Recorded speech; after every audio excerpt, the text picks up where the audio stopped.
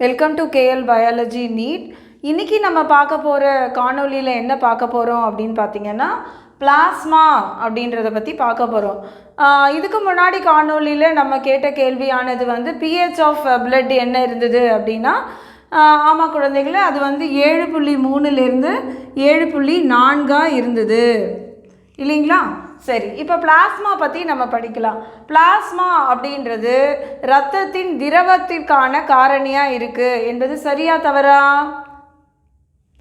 சரி என்பதே மிக சரியான பதில். ஸோ திரவ பகுதியாக இரத்தத்தில் இருப்பது எது?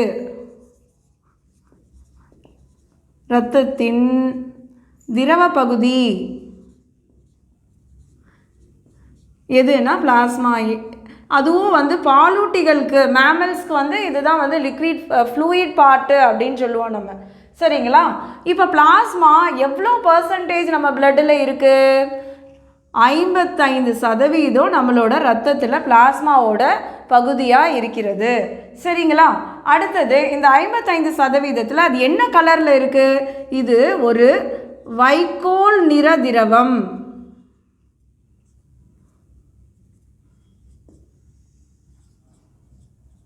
வைக்கோல் நிற திரவமாக இது இருக்கிறது. இப்போ இதில் என்னெல்லாம் பகுதிகள் இருக்குது அப்படின்னு நம்ம படிக்கலாமா குழந்தைகளே?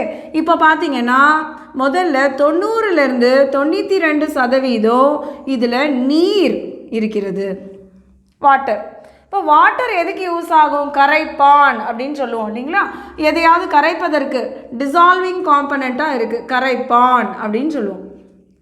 சரி, அப்போ மீதி இருக்கிற 8%, 6 to 8% நம்ம என்ன இருக்குது அப்படின்னு பார்த்தீங்கன்னா புரதம் இருக்குது. என்னென்ன புரதம் இருக்குது? இதுலேருந்து நமக்கு கேள்விகள் வருவதற்கு வாய்ப்புகள் உள்ளன. என்னென்ன புரதம் இருக்குது அப்படின்னு பார்த்தீங்கன்னா அல்புமின். இந்த அல்புமின் எதற்காக உபயோகப்படுகிறது அப்படின்னு பார்த்தீங்கன்னா அழுத்தம், ஆஸ்மாட்டிக் ப்ரெஷர் அப்படின்னு சொல்லுவாங்க. அழுத்தத்தை கண்ட்ரோல் செய்கிறதுக்கு, கட்டுப்பாடில் வைப்பதற்கு அல்புமின்கள் உதவுகின்றன. அடுத்தது குளோபுலின்.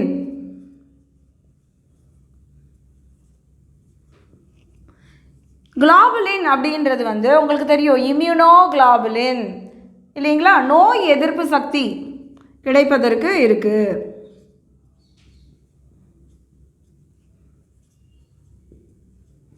அடுத்தது ஃபைப்ரினோஜன்.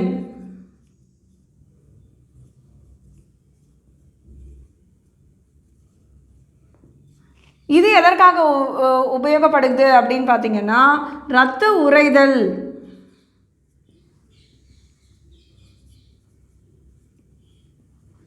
அதில் பயன்படுகிறது. சரிங்களா? ஸோ 6 to 8% வந்து நமக்கு புரத பகுதியாக இருக்கிறது அப்படின்னு சொல்லிட்டோம். இப்போ அடுத்தது என்ன பகுதி இருக்க போகுது? இதில் வாயுக்கள் இருக்கிறது. என்னென்ன வாயு இருக்குது அப்படின்னு பார்த்தீங்கன்னா ஆக்சிஜன் இருக்குது, கார்பன் டை ஆக்சைடு இருக்குது, அண்டு நைட்ரஜன். ஸோ இதெல்லாமே நம்ம வந்து நம்மளோட பிளாஸ்மாவில் பார்க்க முடியும். இது தவிர கழிவுகள், கழிவுகளில் என்னெல்லாம் இருக்குது? யூரியா, யூரிக் அமிலம், அமோனியா, இதெல்லாம் வந்து கழிவுகளாக இருக்குது. இது தவிர ஊட்டச்சத்துக்களுமே இருக்குது. ஊட்டச்சத்துக்கள் என்னெல்லாம் இருக்குது?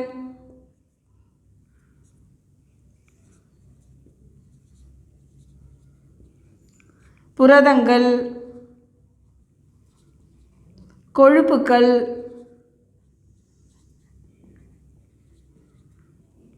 சர்க்கரைகள், வைட்டமின்கள், தாதுக்கள், இதெல்லாம் நம்ம வந்து பார்க்க முடியாது. சரிங்களா? இது தவிர எலக்ட்ரோலைட்டுகள் அப்படின்றதுமே இங்கே இருக்குது. Electro,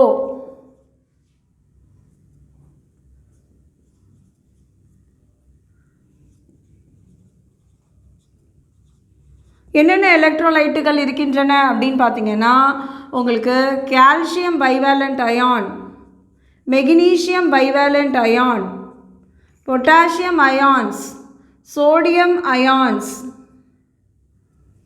chlorine ions, bicarbonate ions. So இதெல்லாமே நமக்கு வந்து ரத்தத்தில் இருக்குது. இதில் ஏதோ ஒரு அயனி வந்து ரத்தத்தின் பிஹெச்சை மெயின்டைன் பண்ண உதவுது. என்னன்னு உங்களுக்கு தெரியுமா? ஆம் குழந்தைகளே, அது வந்து பைகார்பனேட் மட்டுமே ரத்தத்தின் பிஹெச்சை 7.3 to 7.4 மெயின்டைன் பண்ண உதவுகிறது. சரியா? ஸோ இதில் வந்து உங்களுக்கு ஆல்ரெடி நான் உங்களுக்கு சொன்ன திரவ பகுதி வந்து பிளாஸ்மா தான் பாலூட்டிகளுக்கு அப்படின்னு சொல்லிட்டு.